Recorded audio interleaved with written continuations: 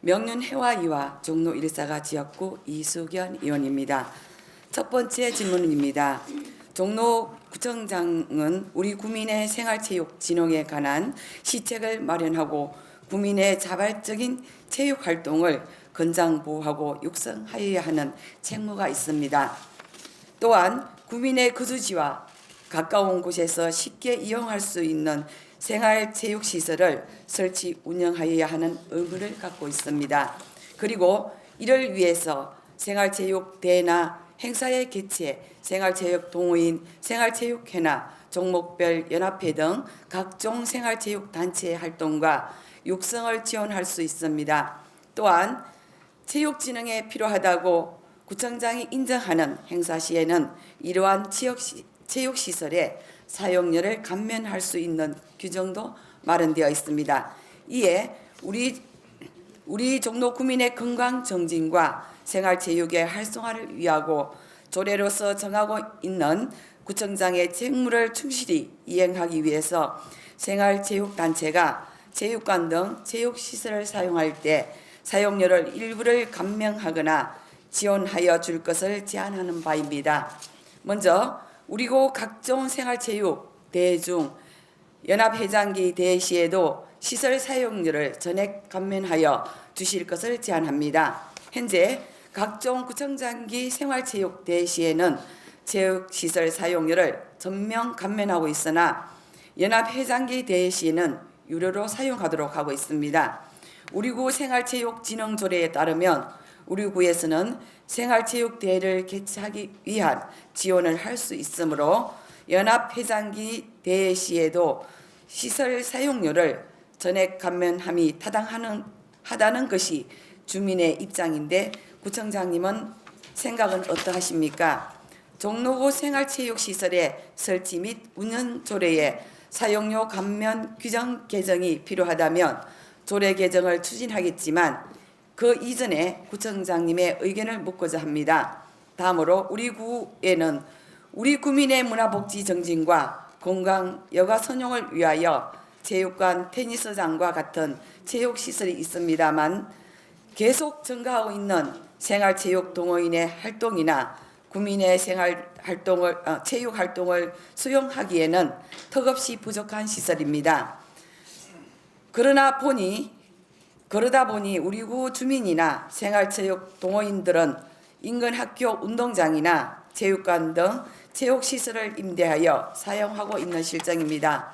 몇 개의 생활체육 종목을 중심으로 각종 동호회가 우리 구 시설이 아닌 체육시설을 사용하기 위하여 연간 부담하는 임대료를 조사해 보았습니다.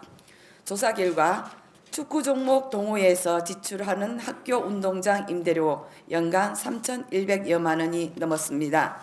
배드민턴 종목 각 동호회에서 지출하는 관내 학교 체육관 임대료가 연간 4,500여 정도입니다.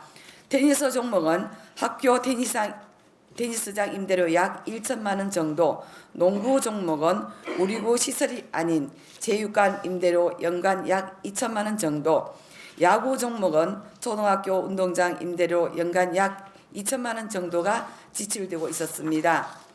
이 5개 종목 각종 동호회에서 우리구 체육시설이 아닌 체육관이나 운동장을 사용하기 위하여 소요되는 경비가 연간 1억 2천만 원 달하는 형편인 것입니다. 다시 말씀드리지만 우리 구는 구민의 거주지와 가까운 곳에서 구민이 쉽게 이용할 수 있는 생활체육시설을 설치 운영하여야 하는 의무를 갖고 있습니다.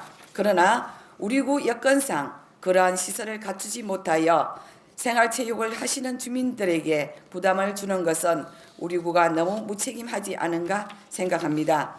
따라서 우리 구민들께서 부득이하게 우리 구 시설이 아닌 인근 운동장이나 체육관을 사용할 수밖에 없어 소요되는 임대료를 일부라도 우리 구가 지원하는 방안이 제기되어 있는데 이에 대한 구청장님 생각은 어떠하십니까? 우리 구민의 건강 정진과 생활체육 진흥을 위하여 구청장님의 특단의 대책이 깃든 답변을 기대하겠습니다. 두 번째 질문입니다. 본 의원은 지난 봄 제230회 임시회기 구정질문을 통하여 친환경 제설제 사용에 대하여 질문한 적이 있었습니다. 그때 본 의원이 친환경 제설제 사용을 제안하였을 때 집행부는 올해 초에 친환경 제설제 300톤을 사용하여 예년보다 증가하였다고 답변하였습니다. 인왕산길과 북한산길에 시범적으로 사용하였고 그 효과성도 인정되었다고 답변하였습니다. 그리고 금년 다가오는 겨울부터 주택가 고지대와 마을버스가 경유하는 노선 등 제설 취약 지역에 점진적으로 확대 사용할 계획이라고 답변하였습니다. 그러나 본 의원이 조사한 바로는 우리 군은 올해 말과 내년 초에 걸쳐 액상형 친환경 제설제 구매 계획을 갖고 있는데 그 양이 100톤 정도가 채 되지 않습니다. 오히려 지난 겨울 사용한 양보다 줄어들었습니다. 그 정도의 제설제 구매량은 우리 구가 겨울철 제설을 위해 확보하는 제설제 총 확보량의 약 3%밖에 되지 않는 양입니다. 그리고 제설제 살포 지역은 지난번 시범 살포 지역이었던 인왕산길과 북한산길만 계획되어 있습니다.